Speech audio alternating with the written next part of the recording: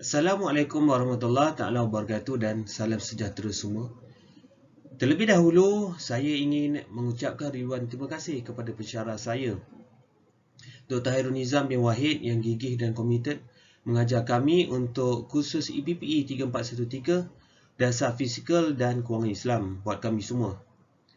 Saya Muhammad Usaini bin Muhammad Noor, A177968, pelajar tahun akhir ijazah sarjana muda ekonomi dengan kepujian.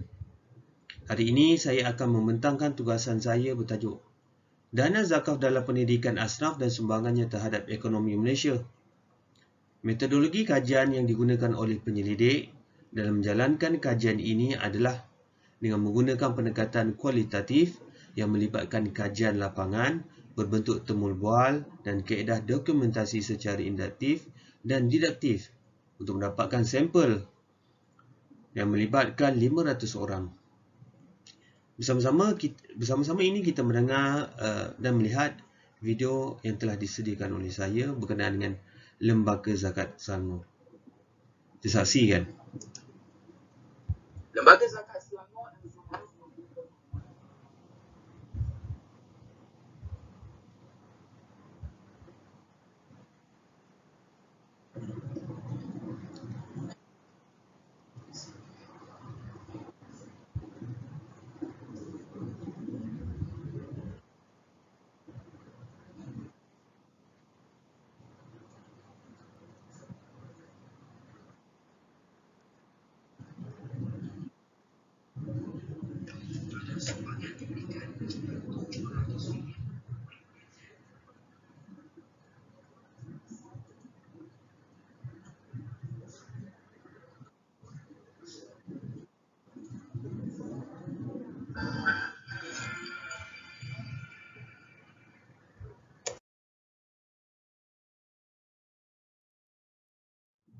Okey, kita pergi kepada pengenalan zakat asnaf dan pendidikan.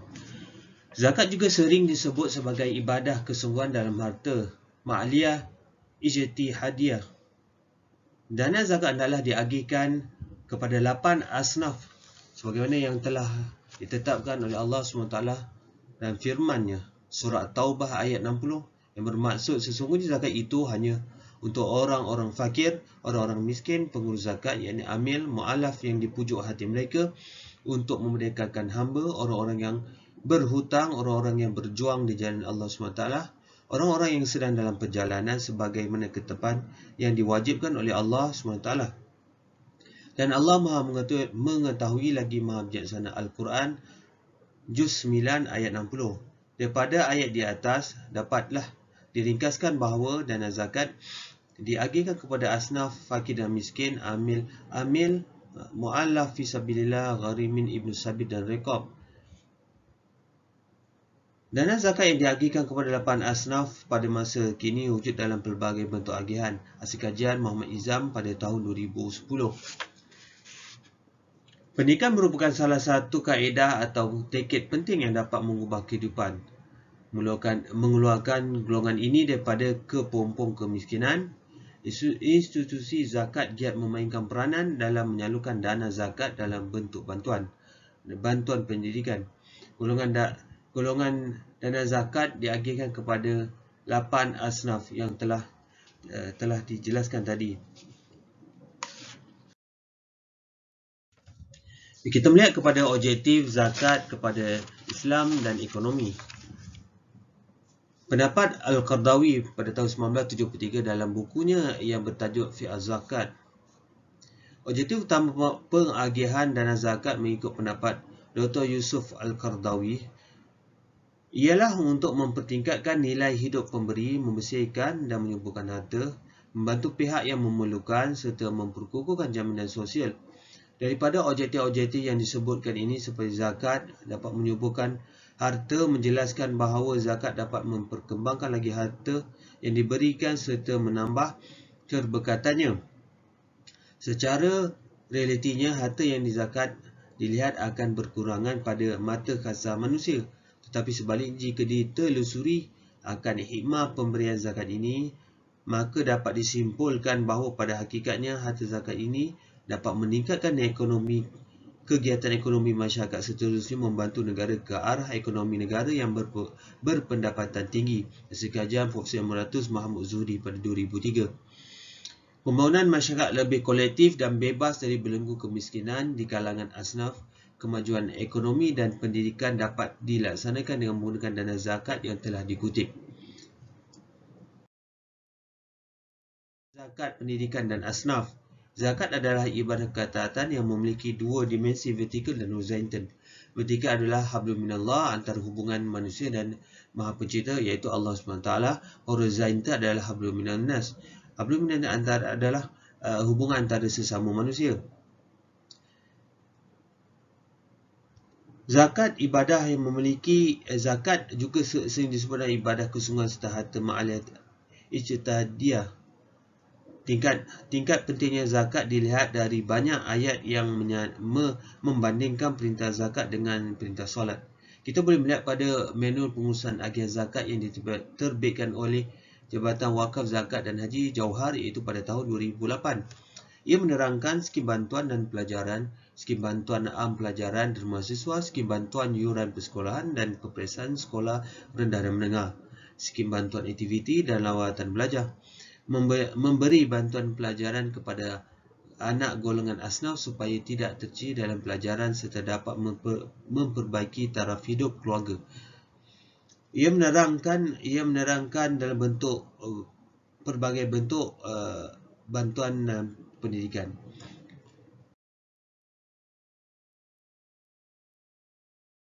Seterusnya adalah peranan isu zakat negeri terhadap asnaf pendidikan.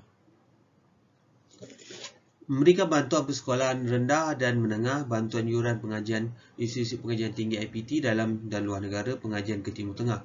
Ia melibatkan beberapa negeri iaitu seperti Selangor, Johor, Kelantan, Kuala Lumpur, Perlis, Pulau Pinang dan Sarawak. Terdapat keistimewaan dan bantuan zakat pendidikan khusus bagi pelajar yang mengambil bidang kejuruteraan di Kuala Lumpur. Ianya bantuan pelajaran di Kolej Kejuruteraan Peserawi. Sebenarnya kita mendengar satu video penjelasan berkenaan zakat pendidikan daripada pegawai Lembaga Zakat Selangor. Kita saksikan.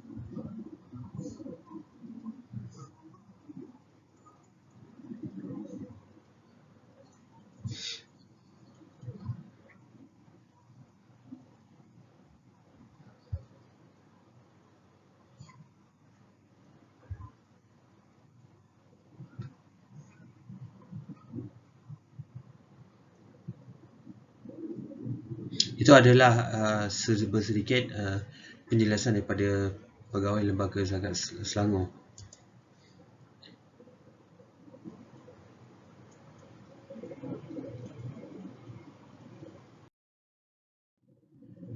Strategi agihan zakat kepada asnaf, zakat pendidikan dan pendidikan negara. Kita melihat kepada peruntukan kerajaan persekutuan. RM36 bilion pada tahun 2012, tahun 2013 38.7 bilion, pada tahun 2014 54.6 bilion yang telah diperuntukkan oleh kerajaan persekutuan dalam belanjawan. Kita melihat kepada peruntukan zakat negeri, RM35,45304 pada tahun 2012 oleh Majlis Agama Islam Kelantan, dan 28,696 asnaf penerima telah menikmati bantuan. RM11,250,000 pada tahun 2014 oleh Majlis Agama Islam Johor, dan 3,087 asnaf penerima telah menerima bantuan. RM43.8 juta pada tahun 2012 oleh Lembaga Zakat Selangor, dan 28,311 asnaf penerima telah menerima. Dan asnaf mualaf diberikan zakat pendidikan sebanyak RM5.1 juta kepada 3,387 asnaf penerima.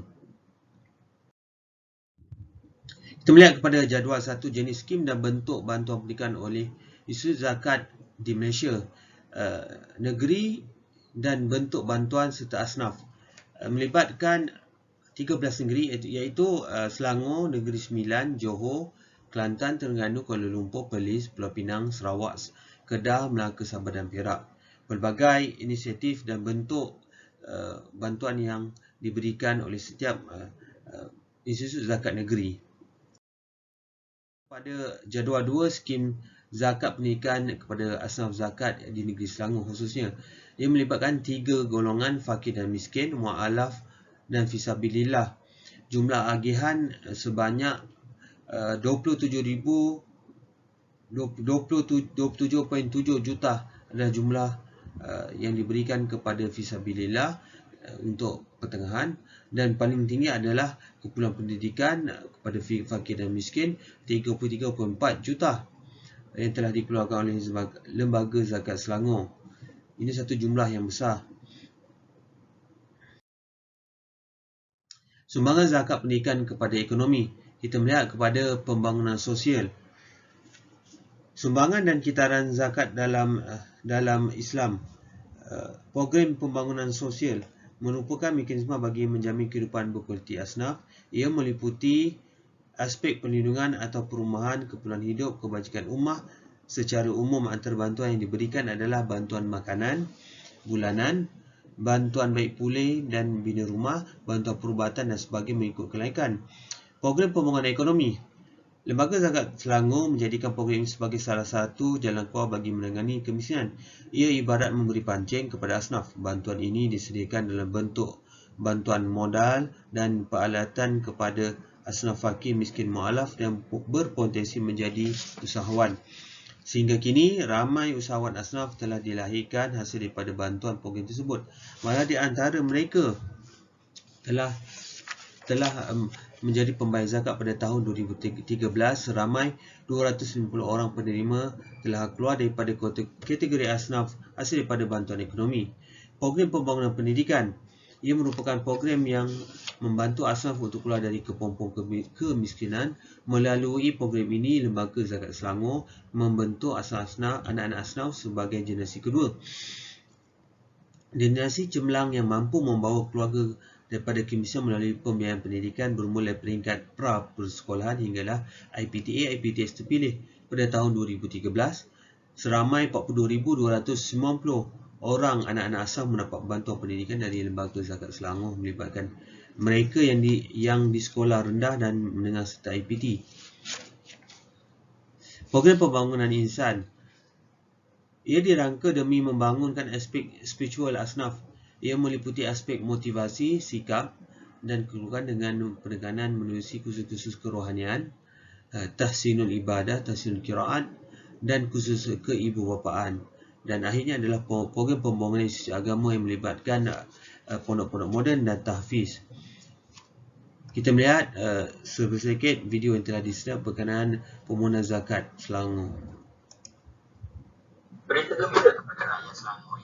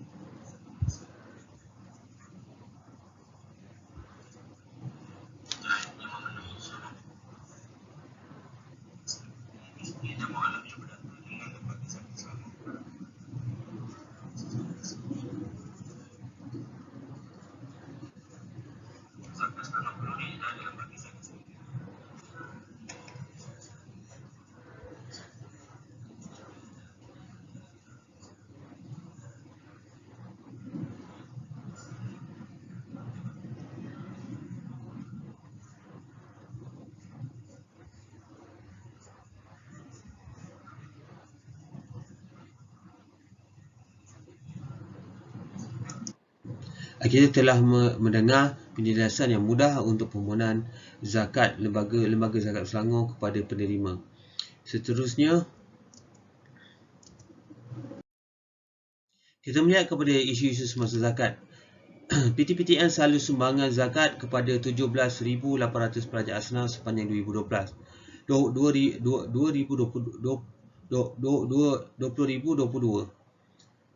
PTPTN menyalurkan sumbangan zakat kepada 17,008 pelajar asnaf di 178 kawasan terpilih sepanjang tahun ini menerusi kerjasama dengan Jabatan Kebajikan Masyarakat iaitu KEMAS. Program ini merupakan salah satu pada program CSR Tanggungjawab Sosial Korporat PTPTN dalam bentuk akaun simpanan SSPN Prima dengan peruntukan keseluruhan berjumlah RM1.78 juta. Seterusnya, Lembaga Zakat Selangor memberi tumpuan terhadap pembangunan generasi kedua asnaf. Dalam ruang lingkup pembangunan generasi kedua ini, terdapat 4 aspek yang kami kenal pasti, iaitu penyediaan kemahiran diri, pembentukan sikap dan nilai, rangsangan dan dorongan motivasi kecemerlangan serta akses kepada pendidikan berkualiti. Kami juga dalam proses perbincangan dengan beberapa pihak berwajib untuk melaksanakan projek sekolah angkat zakat, iaitu PROSAS, di mana program pembangunan khusus untuk anak-anak asnaf ini dapat dilaksanakan di peringkat sekolah. Bajet Majlis Agama Islam 2023 sejumlah RM1.84 bilion diperuntukkan bagi sosioekonomi ummah. Ia menyaksikan peningkatan 13.54%, iaitu sebanyak RM1.48 bilion berbanding tahun 2022 sebanyak RM1.2 bilion. Pengusinya iaitu Tan Sri Muhammad Daud Bakar berkata, peningkatan itu adalah anggaran pendapatan Majlis Zakat Majlis Agama Islam Wilayah Pusuan bagi tahun depan meningkat sebanyak 15.7% berbanding tahun 2022 berjumlah RM1.11 bilion. Plan Strategik Majlis Agama Islam Wilayah Pusuan 2021 hingga 2025 melestarikan hala 7 bantuan golongan asnaf. Plan strategik tersebut bertemakan adil besar, empowering dan enterprising dengan 6 teras strategik utama, iaitu antaranya meningkatkan impak dan kebesaran agihan zakat Majlis Agama Islam Wilayah Persekutuan dalam membasmi kemiskinan serta melestarikan perusahaan hasil hartanah pendidikan umat Islam. Cadangan dan pembaharuan agihan zakat. Kaedah lebih mudah dengan menyeluruh menggunakan sistem pembayaran fintech atau cashless.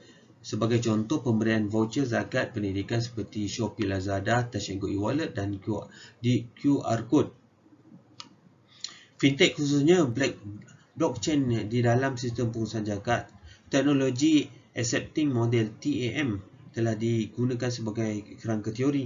Dengan blockchain, masyarakat dapat membayangkan situasi di mana kontrak dipusui dengan dalam bentuk kod digital dan disimpan dalam pangkalan data yang telus serta dikongsi, di mana ia dilindungi serta sebarang penghapusan bentuk gangguan dan juga semakan. Setiap asas pendidikan yang menerima bantuan akan diberikan voucher dan mereka akan menembusnya melalui platform yang sedia ada dengan menggunakan telefon bimbit. Hasil pembaruan ini, sasaran bantuan zakat dapat mencapai sasaran agensi zakat untuk menyalurkan terus kepada asnaf penerima. Kesimpulan dan implikasi. Berdasarkan daripada kajian yang telah dijalankan, skim bantuan zakat pendidikan diberikan pada hampir semua golongan asnaf zakat di setiap negeri di Malaysia termasuk di negeri Selangor.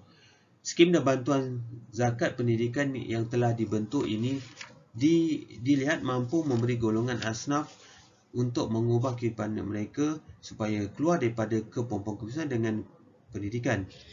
Usaha seperti ini yang bertepatan dengan kehendak syarak seterusnya dapat memberi bantuan membasmi kemiskinan dan meningkatkan ekonomi negara ke arah ekonomi berpendapatan tinggi.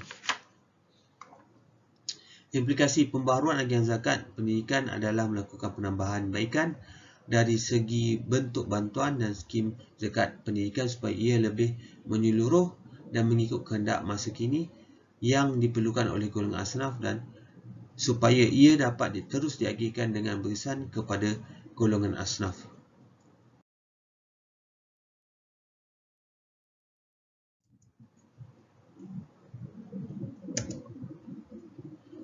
Sekian kerana sudi mendengar pembentangan saya. Sekian, terima kasih.